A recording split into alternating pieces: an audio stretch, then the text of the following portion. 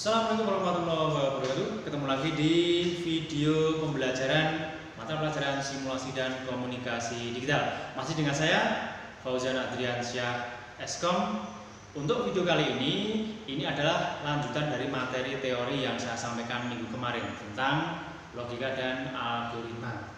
Semoga anak-anak memperhatikan secara detail sehingga apa yang saya sampaikan dipahami dengan seksama.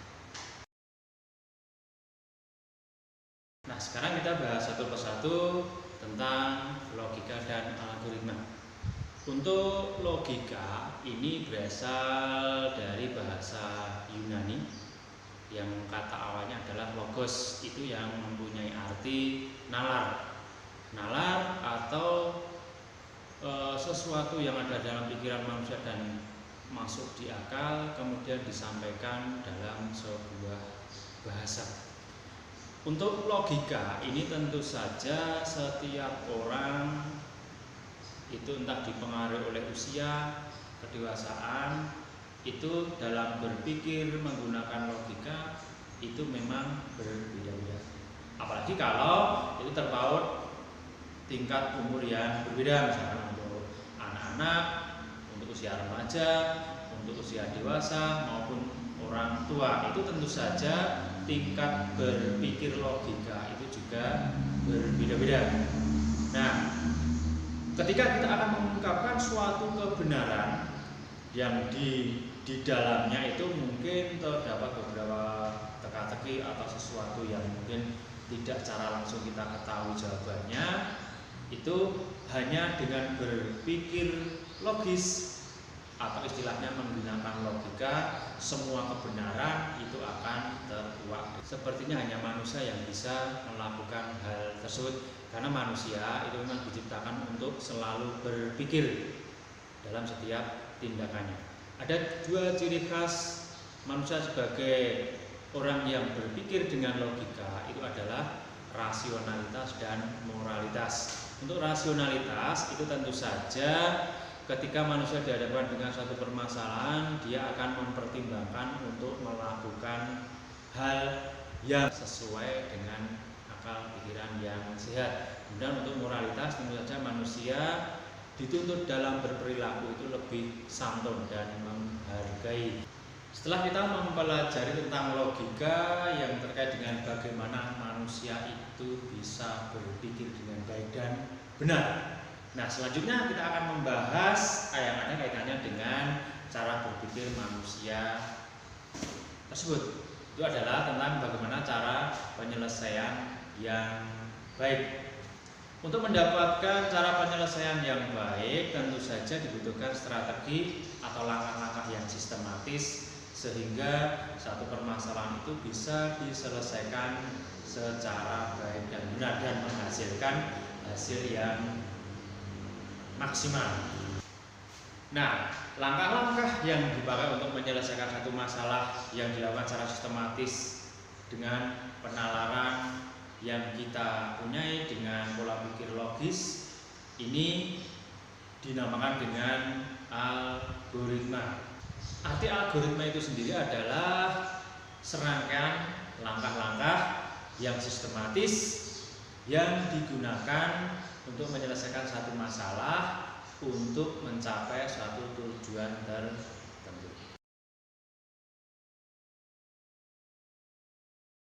Contoh sederhananya adalah sebuah algoritma kegiatan sarapan. Nah, di sini kegiatan sarapan tentu saja bisa kita uraikan dalam langkah-langkah yang tentu saja langkah-langkah itu antara satu langkah dengan yang lainnya itu ada keterkaitannya, dan langkah-langkah tersebut tidak bisa dihilangkan meskipun hanya satu langkah, apalagi terbalik. Contohnya adalah tadi tentang algoritma makan. Tentu saja algoritma makan itu dimulai dari persiapan, kemudian mengambil piring dan sendok, kemudian mengambil nasi, mengambil minum, duduk, kemudian berdoa, kemudian kegiatan inti adalah makan. Setelah makan itu tentu saja minum, kemudian berdoa setelah makan, setelah itu kita taruh piring itu di tempat pencucian piring. Nah,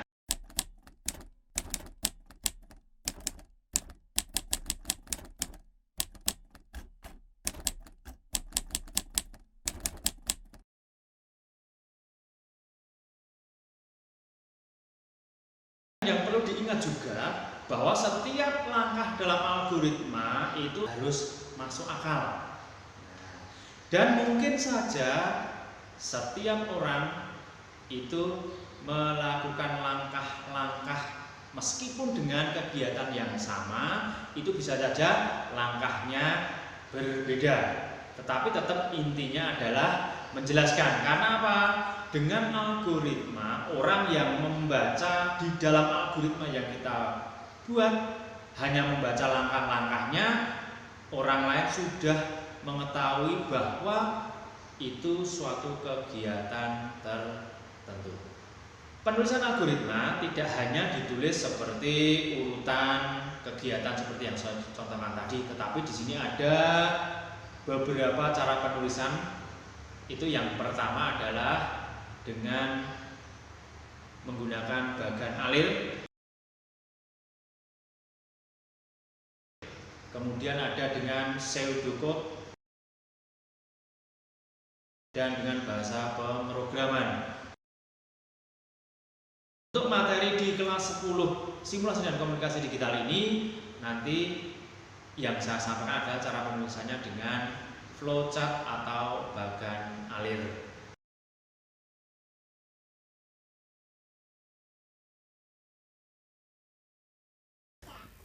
Flowchart atau bagan alir merupakan satu model penulisan algoritma yang menggunakan bentuk penyusunan bangun ruang dengan disertai simbol-simbol yang mempunyai makna dan fungsi berbeda-beda di tiap simbolnya. Penulisan bagan alir ini tentu saja mempunyai aturan penyusunan yang harus diikuti. Antara lain adalah bahwa penyusunan simbol bagan alir itu dimulai dari atas, kemudian ke bawah, dan dimulai dari sebelah kiri dari satu halaman, kemudian alurnya itu mengarah ke sebelah kanan. Kemudian untuk setiap proses dalam simbol juga dilengkapi dengan nama dan aktivitas yang jelas. Alur bagan alir itu juga harus diawali dengan simbol start atau mulai dan diakhiri dengan simbol end atau akhir.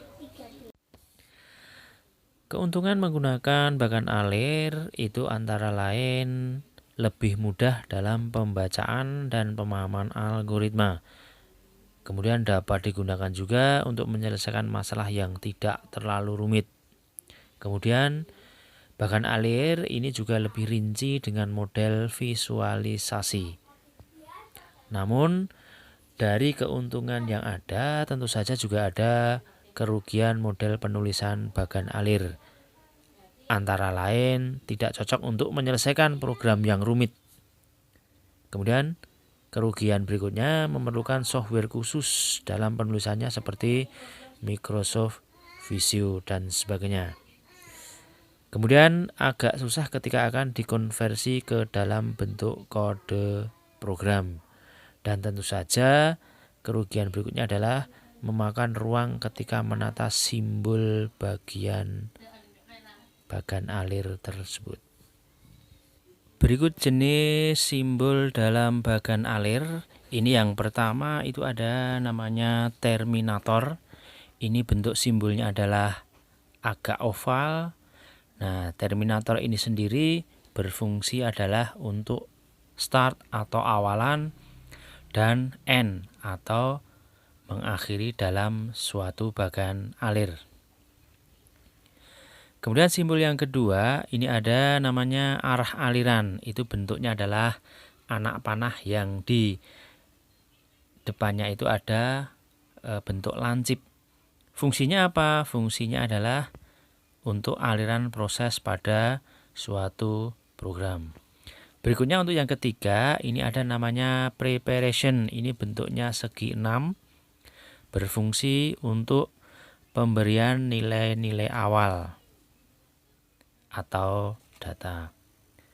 Kemudian berikutnya bentuknya persegi panjang, itu namanya adalah proses. Fungsinya adalah memproses suatu kegiatan. Berikutnya ada simbol input dan output data. Bentuknya adalah jajar genjang. Fungsinya adalah untuk input atau output data secara manual. Bisa juga untuk memberikan data-data awal. Berikutnya ada simbol decision atau kondisi yang bentuknya adalah belah ketupat. Ini berfungsi untuk penyeleksian atau percabangan. Di situ nanti akan ada satu keputusan ya dan tidak. Kemudian ada bentuknya bulat, itu adalah on page connector.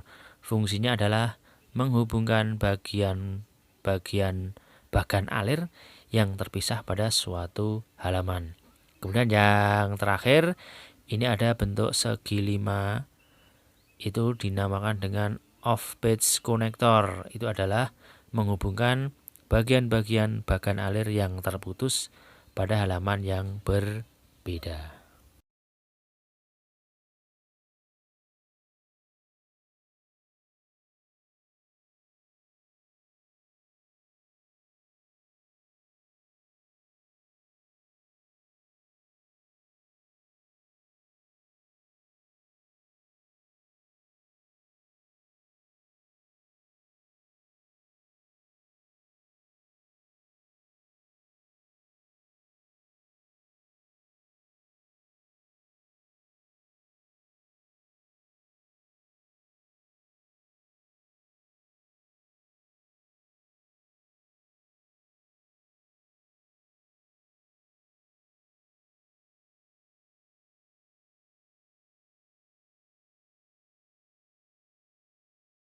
Demikian yang saya sampaikan untuk materi pembelajaran di video kali ini. Semoga kalian bisa memahami, mengerti apa yang saya sampaikan di dalam video ini.